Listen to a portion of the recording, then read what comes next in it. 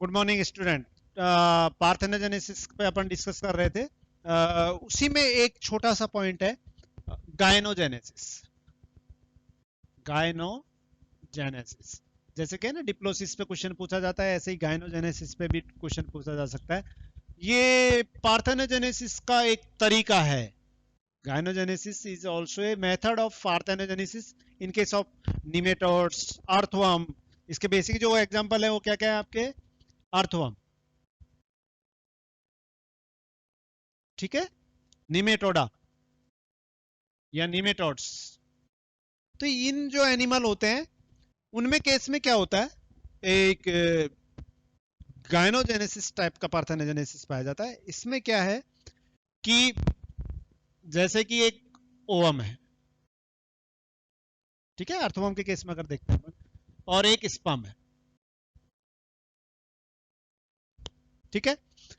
इन दोनों के बीच में फर्टिलाइजेशन की प्रक्रिया स्टार्ट होती है।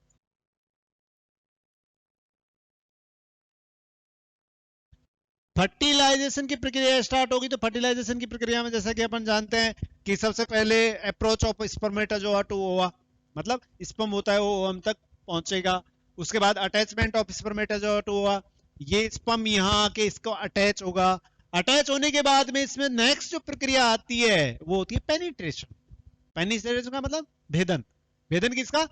ओम की जो दीवार होती है उसको आप जैसा कि जानते हैं कि उसके ऊपर प्राइमरी, टर्सरी, सेकेंडरी ये लेयर्स पाई जाती हैं, जो ना कोरोना रेडिएटा, जो ना पैलेशुडा, फिर प्लाज्मा मेम्ब्रेन। इन सबको ये भेद के और अंदर एंटर करता है। अंदर एंटर करने के लिए साथ ही इसका जो न्यूक्लियस होता है वो न्यूक्लियस इसमें एंटर करता है। जैसे ये न्यूक्लियस, स्पर्म का न्यूक्लियस यहां इसके अंदर एंटर करता है, इस पूरे ओवम में कुछ चेंजेज आते हैं और ये ओवम क्या हो जाता है, एक्टिव हो जाता है। इससे पहले ये एक्टिव नहीं होता है। तो ओवम जो होता है वो एक्टिवेशन ऑफ ओवम किससे हो गया? Penetration of sperm. स्पर्म का जैसे ही भेदन हुआ और वो, लेकिन कुछ देर बाद में आगे की प्रक्रिया क्या होती है जैसा कि आप जानते हो कि ये पेनिट्रेशन पास से बीच में जाता है, फिर उसके बाद एम्फीमिक्सिस पास से, और दोनों के प्रो न्यूक्लियाई होते हैं वो आपस में मिलके और एक कॉमन न्यूक्लियस बनाने का काम करते हैं जो कि द्विगुणित होता है। लेकिन गायनोजेनिस के केस में क्या होता है कि एक्सीडेंटली ये जैसे ही एंटर करता है मेल का न्यूक्लियस, ये थोड़ी देर बाद में डिसइंटीग्रेट हो जाता है, खत्म हो जाता है। लेकिन ये जो ओम है ये स्टिमुलेट हो चुका है, ये उत्तेजित हो गया है और ये फर्दर डेवलपमेंट में चला जाएगा, मींस ये एनिमल बनाना। तो जैसे ही स्पर्म न्यूक्लियाई होता है वो तो स्टिमुलेट हो जाता है विदाउट फर्टिलाइजेशन, या आप कहोगे कि विदाउट एम्पीमिक्सिस। एम्पीमिक्सिस मतलब दोनों न्यूक्लियस मिले ही नहीं और उससे पहले ही मेल वाला न्यूक्लियाई जो होता है वो खत्म हो जाता है। लेकिन जो ओम होता है वो एक्टिवेट हो चुका होता है और इससे एक नए एनिमल का निर्माण हो जाता है। और ये जो होगा ये पार्थेनोजेनेटिकली होगा, ठीक है ना, क्योंकि उसमें एम्पी मिक्सिस हुआ ही नहीं, जाइगोट बना ही नहीं उससे। लेकिन ओएम एक्टिवेट हो चुका था, इसलिए उसका फर्दर डेवलपमेंट स्टार्ट हो जाता है और इस प्रकार से जो बनने वाले एनिमल हैं वो पार्थेनिकली डेवलप ही माने जाएंगे। इस प्रक्रिया को क्या बोलेंगे? गायनोजेनेसिस। गायनोजेनेसिस का मतलब, एक जेनेसिस का मतलब प्रोड्यूस होना, और गायनो का मतलब सिर्फ फीमेल से, गायनिक से, गायनिक मतलब फीमेल, फीमेल गॉनेट से ही, मतलब उसमें मेल का रोल नहीं रहा, उसने एक्टिवेट हुआ और एम्फीमिक्सिस से पहले ही डिसइंटीग्रेट हो गया, खत्म हो गया, और उसका एम्फीमिक्सिस हुआ ही नहीं। तो सिर्फ एक एप्लॉइड एनिमल का निर्माण होगा और इस प्रक्रिया को क्या बोलेंगे? गायनोजेनेसिस। ये सामान्यतः टर्बिलेरियंस, निमेटोड्स और अर्थवर्म वगैरह इसमें पाई जाती है, ठीक है ना। अब लास्ट इसमें एक पॉइंट बचता है कि what are the significance of parthenogenesis. इसके महत्व क्या है? पार्थेनोजेनेसिस इतना इंपॉर्टेंट क्यों है? What are the basic importance of the parthenogenesis, एनेसिस जनन के महत्व। तो उसमें सबसे पहले देखते हैं कि जो पार्थेनोजेनेसिस है वो जनन का एक तरीका है, ठीक है ना। जैसे कि सेक्सुअल रिप्रोडक्शन है वैसे कि वैसे ही, क्योंकि बहुत सारे एनिमल्स में तो ये जनन का बहुत इंपॉर्टेंट, जैसे इंसेक्ट्स में ले लो, हनी बीज में, हाइमेनोप्टेरा, होमोप्टेरा जितने भी हैं, एपिड्स में ले लो, और बहुत सारे जो लोअर एनिमल्स हैं उसमें जनन का एक तरीका है।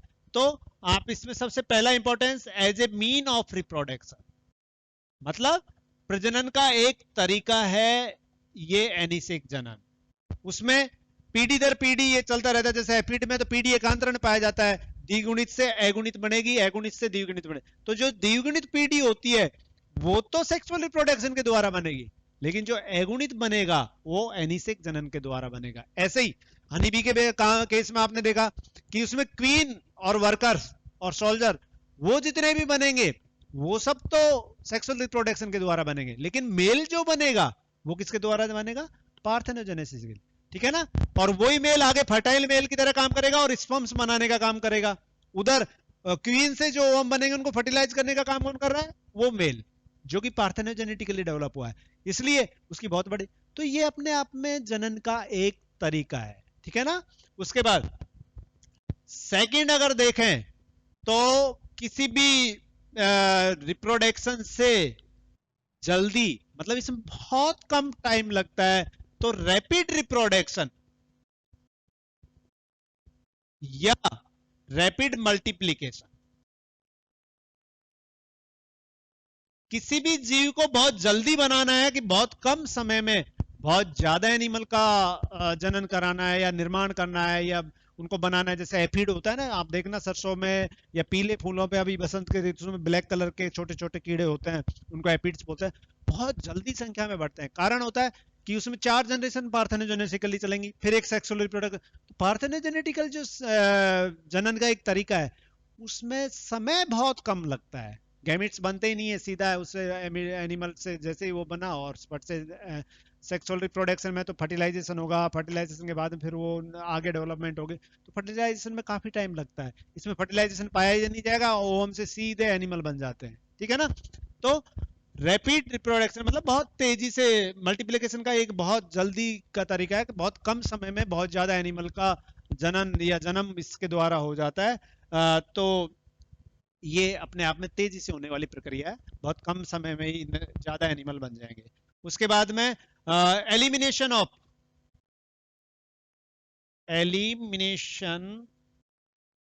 ऑफ डिसएडवांटेज करेक्टर, मतलब जो लक्षण काम के नहीं है, जो लक्षण काम के नहीं है, उन लक्षण को अलग किया जा सकता है पार्थेनोजेनेसिस, कि आपको लग जाए कि इस एनिमल से,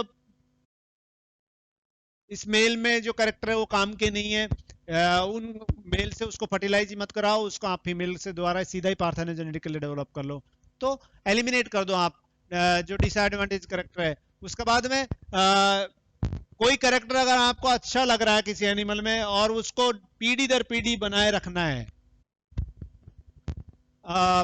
उसको कहेंगे परसिस्टेंस, परसिस्टेंस ऑफ एडवेंटियस। जो करेक्टर आपको किसी एनिमल में अच्छा लग रहा है और उसमें कोई चेंज नहीं लाने हैं आपको, तो डेफिनेटली चेंज किससे आते हैं? मियोसिस डिवीजन में आते हैं, क्रॉसिंग ओवर में।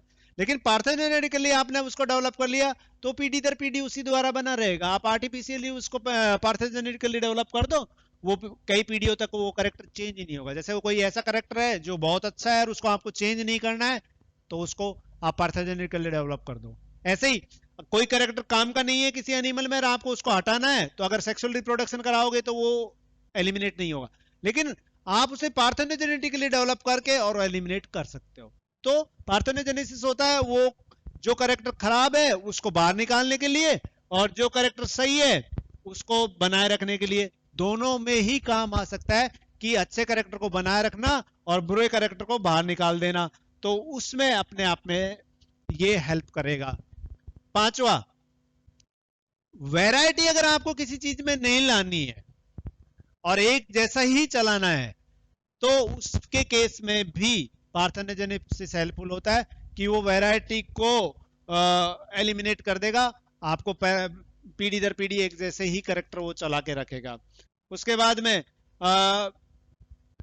एक जो खास करेक्टर इसका होता है, इसमें तो कह दो कि एलिमिनेशन ऑफ वैरायटी, वैरायटी हमें नहीं लानी है, तो उसमें ये पार्थेनोजेनेटिकली डेवलप कर लो। क्योंकि अगर सेक्सुअल रिप्रोडक्शन करोगे तो उसमें मियोसिस डिवीजन होगा, मियोसिस डिवीजन होगा तो क्रॉसिंग ओवर होगा, क्रॉसिंग ओवर होगा तो डेफिनेटली म्यूटेशन से नए करेक्टर्स का डेवलपमेंट होगा, या पुराने करेक्टर जो है उनका लॉस होगा। मींस वैरायटी वहां पर आएगी, वहां पर भिन्नता आएगी ही आएगी, कारण क्रॉसिंग ओवर में जेनेटिक एक्सचेंज होने की वजह से।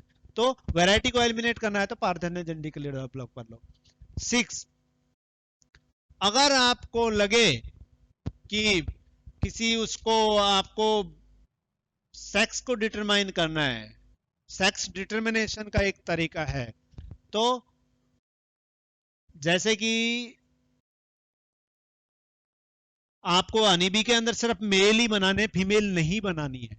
आपने देखा अनीबी में वर्म्स अगर पार्थेनोजेनेटिकली डेवलप हो रहे हैं तो किस में जा रहे हैं, सीधे के सीधे मेल्स बन रहे हैं, फीमेल बन ही नहीं रही है। तो किसी स्पीसीज में सेक्स डिटर्मिनेशन के लिए पार्थेनोजेनेसिस हेल्पफुल होता है कि आपको मेल ही पैदा करने हैं या फीमेल ही पैदा करने हैं। अगर मेल पैदा करने हैं तो उसको सेक्सुअली पार्थेनोजेनेटिकली डेवलप कर दो, वो मेल ही बनेगा। उसके अलावा अगर फीमेल पैदा कर, जैसे कि अपने लेसरटा में देखा, ठीक है ना, जो छिपकली है, और टर्की में देखा मेल ही बनेंगे, लेसरटा में देखा सारे फीमेल ही बनते हैं, मेल का डेवलपमेंट ही नहीं होता। तो सेक्स का डिटर्मिनेशन होता है वो पार्थेनोजेनेटिकली डेवलप करके और किया जा सकता है। उसके अलावा मोस्ट इंपॉर्टेंट चीज ये है कि it prevent the loss of energy, prevention of loss of energy. Sexual reproduction में गैमेटोजेनेसिस की प्रक्रिया होगी, फर्टिलाइजेशन की प्रक्रिया होगी, फिर एम्ब्रियोजेनेसिस के बाद वो एनिमल डेवलप होता है। तो इस प्रकार की एक लंबी प्रक्रिया हो जाती है, बहुत सारी एनर्जी, बहुत सारे फूड की, बहुत सारे टाइम की उसमें जरूरत होती है। लेकिन इसके केस में पार्थेनोजेनेसिस में एनर्जी का कंजप्शन होता है, वो कम हो जाएगा, कम टाइम लगेगा, कम समय में ज्यादा एनिमल्स का डेवलपमेंट किया जा सकता है। तो इस प्रकार से ये इसके इंपॉर्टेंस है कि as a mean of reproduction, जनन का एक तरीका है, बहुत जल्दी से इसको किया जा सकता है, मल्टीप्लिकेशन इसका बहुत जल्दी होगा, एनिमल की संख्या जल्दी से जल्दी बढ़ाने के लिए पार्थेनोजेनेसिस यूज किया जा सकता है।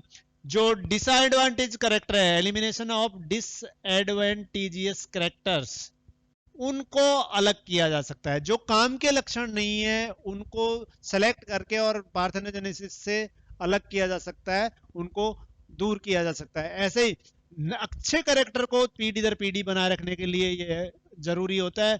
उसके बाद एलिमिनेशन ऑफ वैरायटी, भिन्नता अगर आपको नहीं लानी है, एक करेक्टर को परसिस्ट करके रखना है, तब भी इसमें सेक्स डिटरमाइन किया जा सकता है कि आपको मेल पैदा करने हैं या फीमेल पैदा करने हैं, वो पार्थेनोजेनेटिकली डेवलपमेंट के द्वारा संभव है। और लास्ट जो है वो prevention of the loss of energy, energy का इसमें बचत होगी, कम समय लगेगा, कम समय में कम ऊर्जा पे पार्थेनोजेनेटिकली डेवलप किया जा सकता है। Thank you and have a nice